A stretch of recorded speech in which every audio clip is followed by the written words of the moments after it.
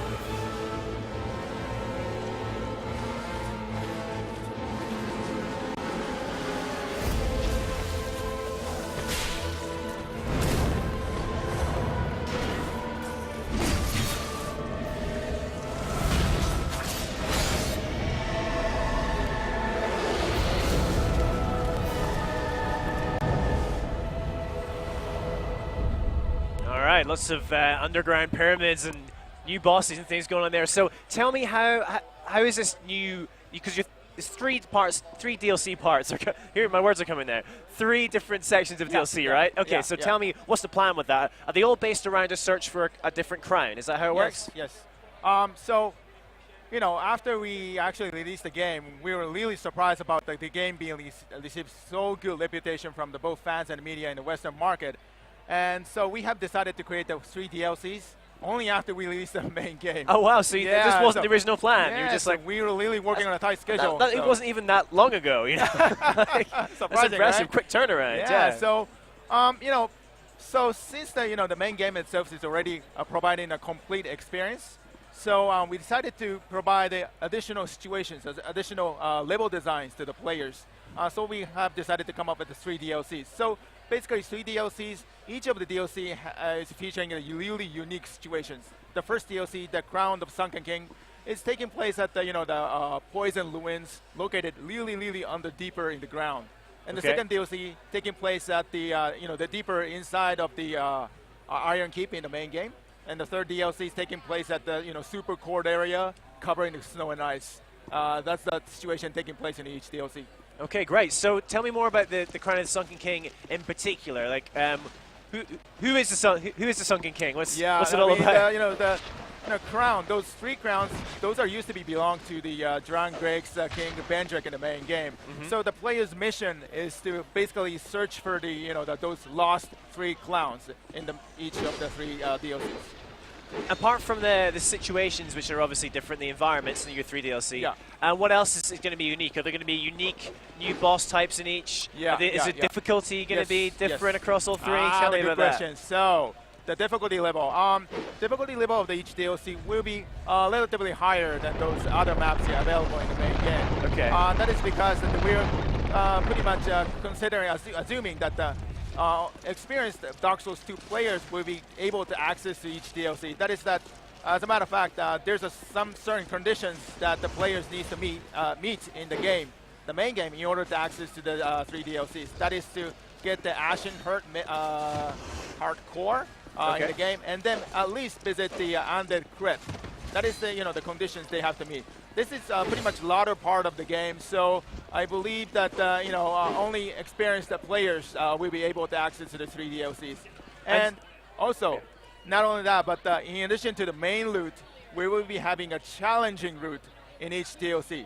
So explain that, a challenging route. Okay, Yes. so you can go one way, the standard way, or you can take the really difficult path. Is that right? Yeah, it's a difficult path. Okay. And we're assuming that most of the players will try to complete this challenging route by a co-op. So there's an interesting points that I want to highlight here, that we're expecting, although only a DLC purchaser will be able to access to most of the part of the each DLC, but there's an exception. That is the challenging loot.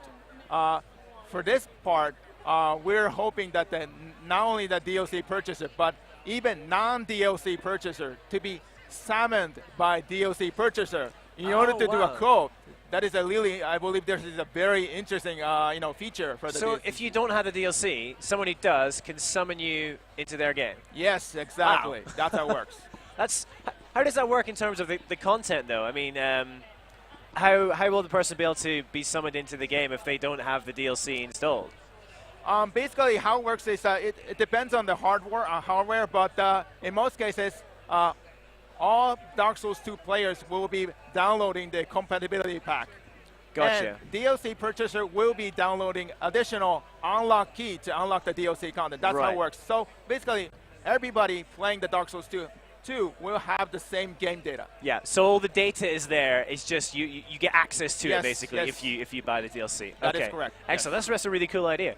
So with Dark Souls 1, you guys did produce DLC. You produced one massive. It was the Artorias of the Abyss, right? And that was a huge piece of DLC. Yeah. Should we expect that Crown of the Sunken King is of a similar size, or are you doing like 3 smaller bits of DLC? In terms of the game volume, for example, the map name appearing in the game screen is about approximately 3 to 5 per each DLC stage. Okay. It's similar to the Forest of Fallen Giants in the main game in terms of the game volume. Okay. But when you guys put all 3 DLCs together, the size of the 3 DLCs will become about like 1.5 times of the Artorias of the Abyss for the Dark Souls 1. Okay. And do you purchase the DLCs like separately, or can you buy them all in advance, or how does that work? Good question. We're not going to be forcing players to download all 3 DLCs. It's up to players which DLC they actually download. Even the turns that we're not going to forcing players to play DLCs in certain turns. It's up to players. Okay. But it depends on the platform. But for some platforms, we're going to be offering a season pass, so the players can get 3 DLCs in a discounted price. And I really recommend to get all 3. I'm shocked that you would recommend that. That is because when players complete all 3 DLCs, there will be a big surprises. So I want people to experience this, big surprise. Okay. Can we let's roll that B-roll again, actually, because I want to ask you a couple of questions just about the environment. Because it looks like you've got these underground pyramids. So where's the inspiration from that? Why did you go for these underground pyramids? Again, the inspiration coming from the, having the situation which was not available in the main game, because, all 3 DLCs.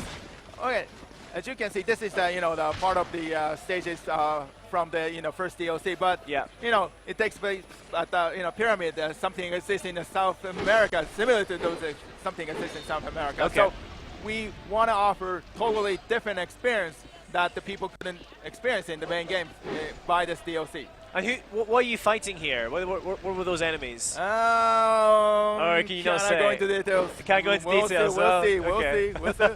But the unique features is that, in regards to the first DLC, not only the enemies, but also the stage itself is something the player needs to conquer. There will be a lot of, gimmicks that the player needs to turn on in order to, get to the final destination. So there's a lot of booby traps and gimmicks.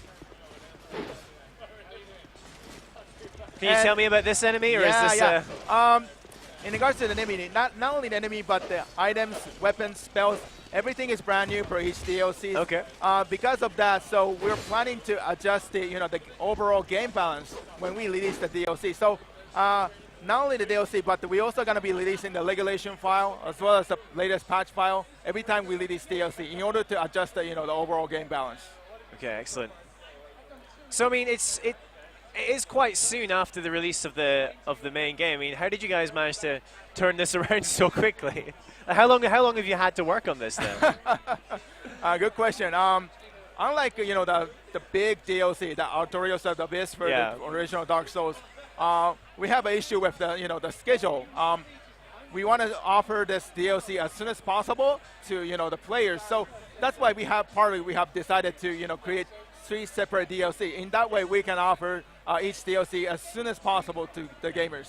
Okay, so let's talk a bit about you mentioned this new kind of weapons and equipment and everything. Can you go into any specifics, like what type of new stuff will purchasers of the DLC be able to get their hands on? Can Can you I go go into- into details at this Can I go moment? into But details? even Okay. those items, weapons that the enemy or boss enemies are wearing, those are brand new. But so it should be interesting getting those.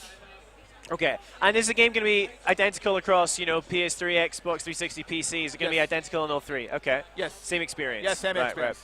Right. Okay.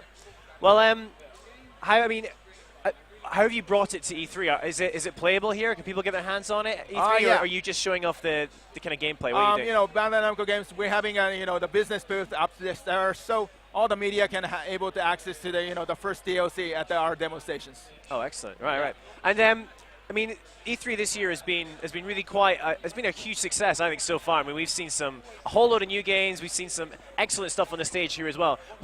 I'm just interested. What's the pick of what you've seen at E3 this year? This year, I haven't had that much of a chance of visiting the other booth at the show floor, but I'm pretty excited seeing the Assassin's Creed. Yeah. I want to do a demo. It is playable at their booth, right? Yeah. So head I round should- to Ubi and try and get on that. Yeah, I should stop by there. I mean, after it's this. interesting you mentioned Assassin's Creed because it seems like the kind of fantasy genre is alive like now like it's never been. It's the number of games, third person, first person, fantasy, fighting games are huge. I mean, so is there anything else? Which ones do you kind of look at and say, well, Darksouls has got the really challenging kind of market covered, but what other games out there do you kind of look to for inspiration when you're creating DLC, when you're working on Dark Souls? What other ones do you really look at and think, yes? Well, when it comes to DLC, I think the EA is a good example. I mean, I know actually Activision, they're well planned. Yeah. Especially in case of Call of Duty, they're well planned from the beginning.